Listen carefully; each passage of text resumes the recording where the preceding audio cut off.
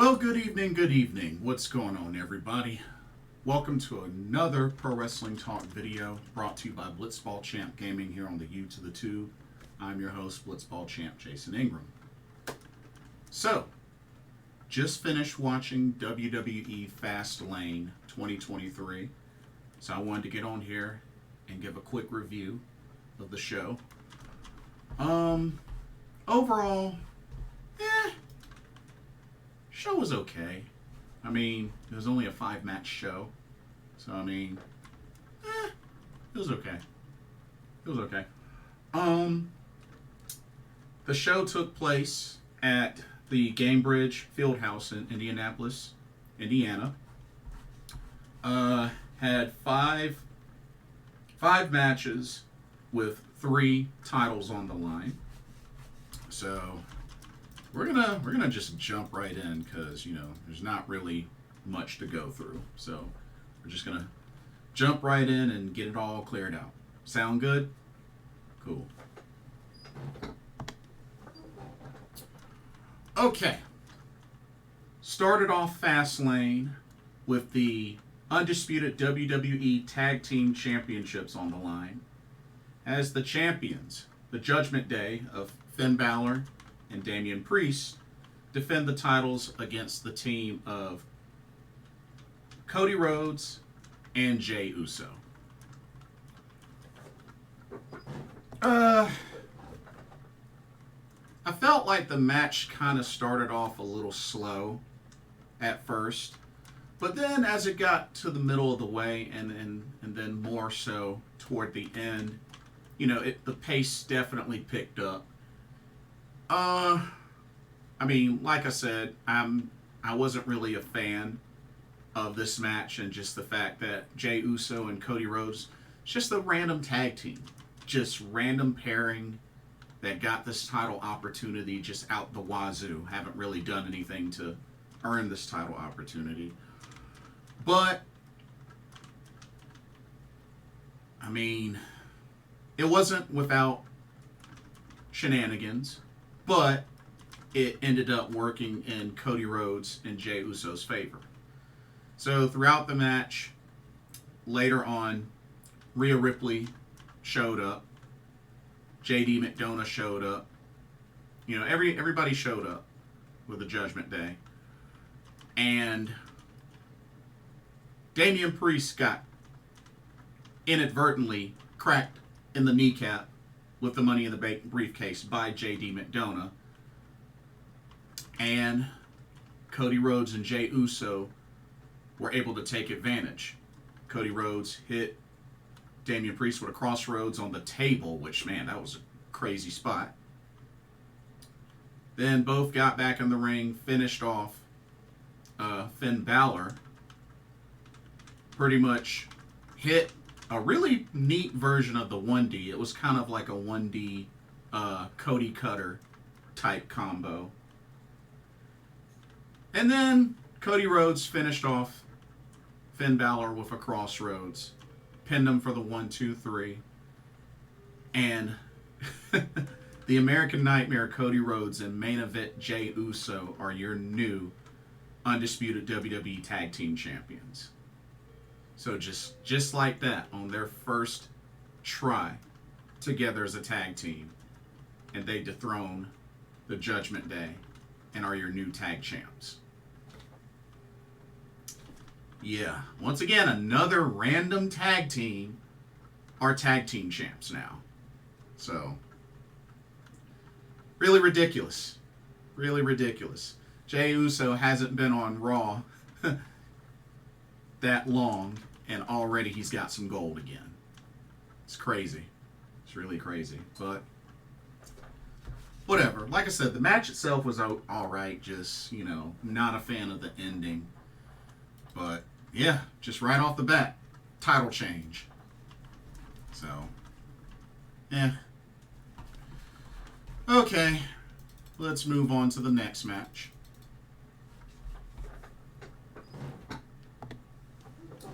Okay, next up, we had a 6-man tag team match where we had the LWO versus Street Profits and Bobby Lashley. Now, for the LWO, to start off, they had just Rey Mysterio and Santos Escobar. But the third member didn't show up until near the end of the match. Now, with how the match was going, I mean, Street Profits and Bobby Lashley were mainly in control. Although Rey Mysterio got a good amount of offense in, as well as Santos Escobar. And even Zelina Vega got involved as well.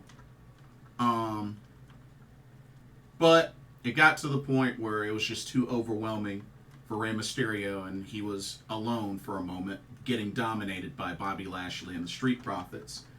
And then, sure enough, Carlito shows up, gets on the ring apron, reaches his hand out for the tag, and bam, Carlito is your third member, gets the hot tag, gets in a whole barrage of offense on Bobby Lashley and the Street Profits. Everything is going well. Rey Mysterio added on to that, as well as Santos Escobar getting in one last good shot on that suicide dive, or that tope suicida on Bobby Lashley. Which I forgot the name of what he called that. I think it was the straight arrow or something when he was in Lucha Underground. I cannot think of what it was called. Because, you know, Santos Escobar used to be King Cuerno. I forgot the name of that. If anybody remembers the name of that dive, let me know. Because I cannot think of the name of it to save my life. Anyway. Carlito was able to finish off Montez Ford with a backstabber, and then covered him for the 1-2-3.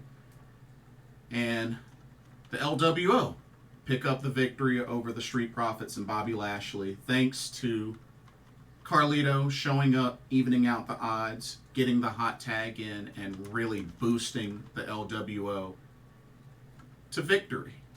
So, congratulations. Hopefully, we'll see more of Carlito. Carlito looked great, did his thing, and you know, I hope like I said, I hope we get to see more of him. You know, should be good, should be really good. All right, next up,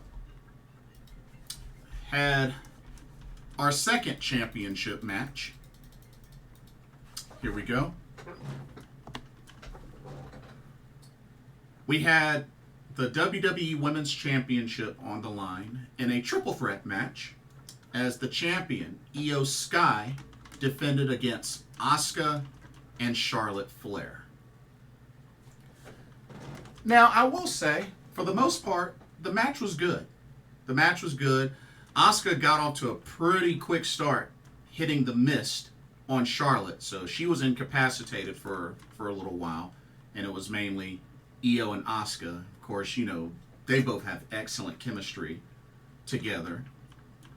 But Charlotte eventually recovered and was able to get back in the match, and we had a legit triple threat. But like I said, the match was good. The match was good. I know Io really wanted Damage Control to stay back. She said she had a plan. She'll handle it. But overall, this was a good, solid match, and I felt like it went the distance. Definitely went the distance. But when it was all said and done, Bayley came down, tried to help Io, and for a second, it looked like it backfired. But then Charlotte Flair had Asuka in the figure 8 submission. Bayley got up on the ring apron, distracted the ref. Now, Asuka was tapping. She was tapping. So, honestly, if the ref would have been focused on the match, Charlotte would have became a 15-time champ. But Bayley distracted the referee. Asuka was locked in the figure 8, tapping out. But Io Sky was able to quickly get up to the top turnbuckle, hit the over the moonsault on Charlotte, and she pinned Charlotte 1, 2, 3. And Io Sky retains the WWE Women's Championship. Was kind of bummed out that it took interference for Io to win. But another part of me is happy that Charlotte got pinned. Charlotte got pinned. So, that's nice. But, you know, that's 2 back-to-back title defenses for Io where interference was the deciding factor. And I hate that. I hate that they're doing that. Like, it's Io Sky. She doesn't need interference. Now, of course, after the match, her and Bayley hugged, and it looked like Io was happy. So, I guess the thought of any dissension, I guess, is thrown out the window now with damage control between Bayley and Io Sky. But my thing is, let Io be Io. And let her get these victories on her own, like she knows how to. She's been doing that ever since her time in Stardom. You know, she even beat Penta and Lucha Underground on her own. So, my thing is, let Io win these matches without interference, especially these title matches. Like, I'm cool with her being the champ, but damage control interfering, it's just, it makes her look weak because of the gifted, talented, world-class wrestler she is. You know what I mean? Like, it's Io Sky, y'all. It's Io Sky. Like, don't ruin her like that with all these interferences and her title defenses. Like, it just makes her look weak. So, that's all I'll say about that. But Io retains, and we'll continue on. All right. Next up. Hold on, let me get the graphic. All right, next up. We had a tag team match, special tag team match. Of course, Pat McAfee joined in on commentary for this. We had John Cena and LA Knight versus the Bloodline of Jimmy Uso and Solo Sikoa. To be honest, I could care less about this match. I mean, I saw it, but honestly, I didn't care at all about this match. I mean, yeah, I really didn't care about this match. Wasn't interested in this match at all. You know, I'm not saying that it was a bad match, but I just was disinterested in this match. So,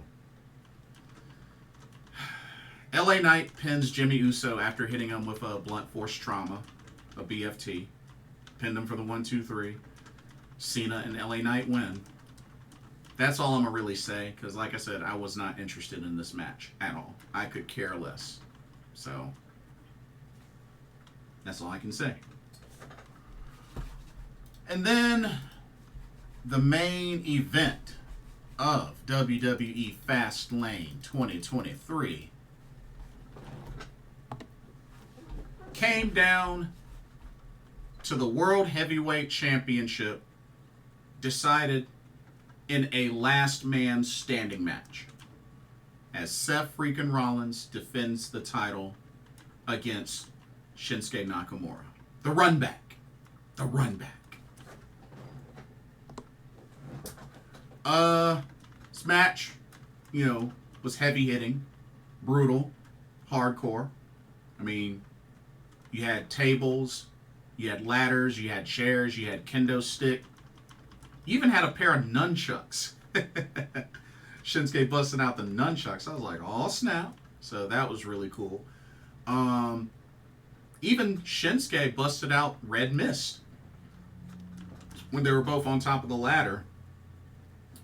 That was quite a spot. That was quite a crazy spot. But, man, Seth Rollins got jacked up in this match. And honestly, so many signs made it seem like Shinsuke was going to win this match. But just after every brutal bump Seth was taking, he would keep getting up to beat the count of 10. And just kept taking it.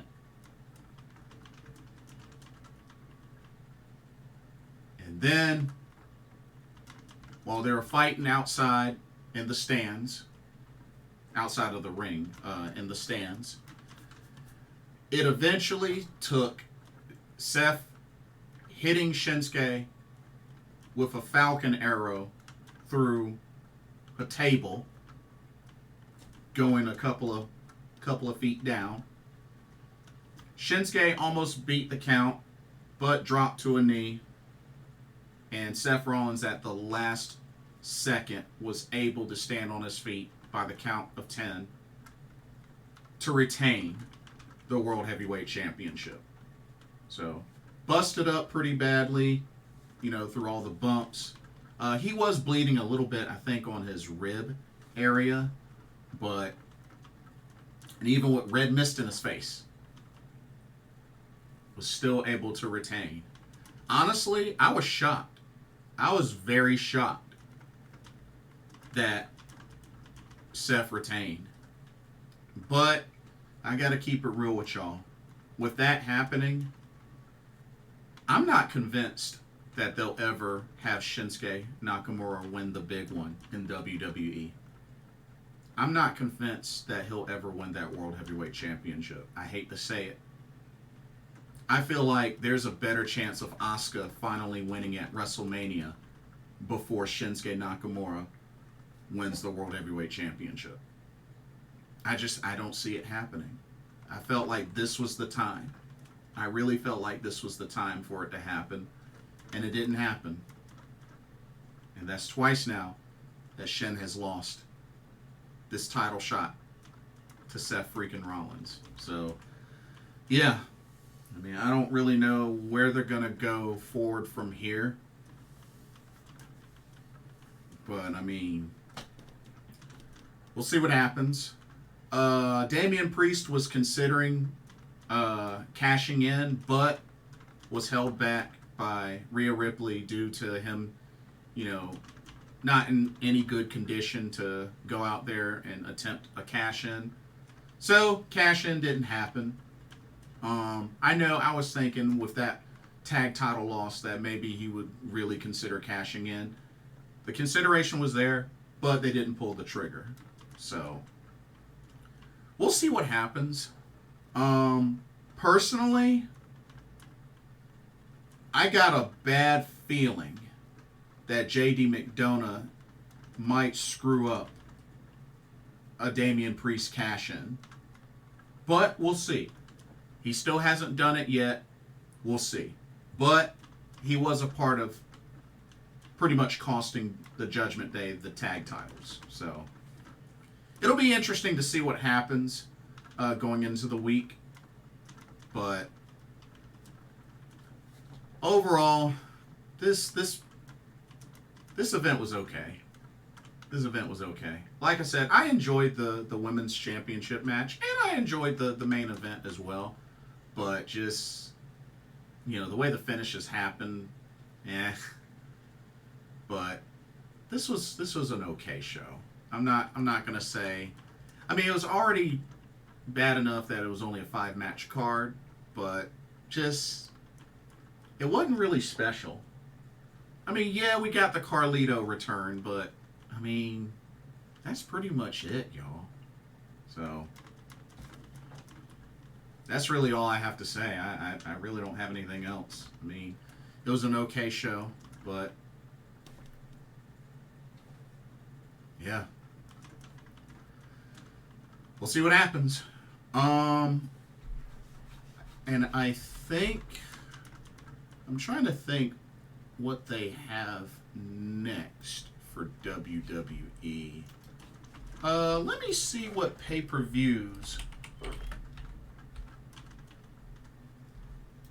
that they have coming up. So pretty much we got October finished out with, you know, no Mercy for NXT and Fastlane. So I know we have, so for November, or wait, I think we have Halloween Havoc for NXT this month. Let me find out when. Let me find out when Halloween Havoc is.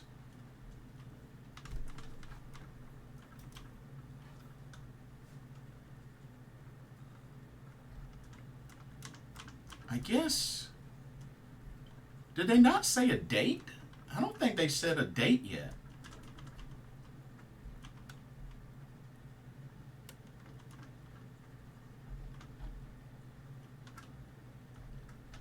Yeah, if anybody happens to know the date for Halloween Havoc, let me know. Because... Oh, here we go. October 24th. October 24th. I found it. October 24th. Okay, so we got Halloween Havoc, October 24th. That's an NXT event. So that'll be the last pay-per-view slash PLE in October.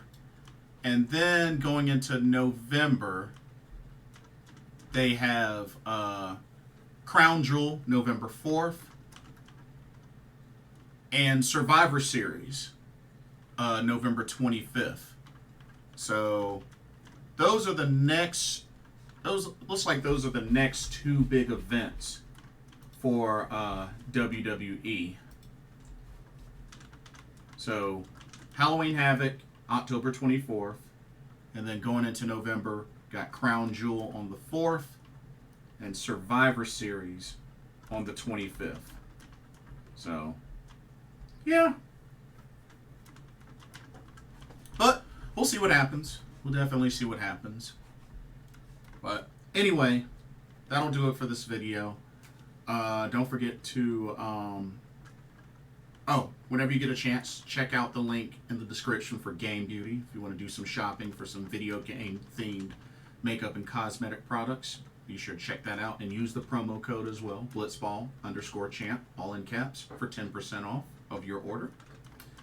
And let me know what y'all honestly thought about Fastlane. Did you like it? Did you like the card? Did you like the matches? Like I said, there was only one title change, so let me know what y'all's honest thoughts were. And don't forget to like, comment, subscribe, hit that notification bell while you're at it. Thank you so much for watching. Hope you enjoyed the video. For another Pro Wrestling Talk brought to you by Blitzball Champ Gaming here on the U to the Tube. I'm your host, Blitzball Champ Jason Ingram. Hope everybody enjoys the rest of their weekend, and I will see y'all in the next video. Laters.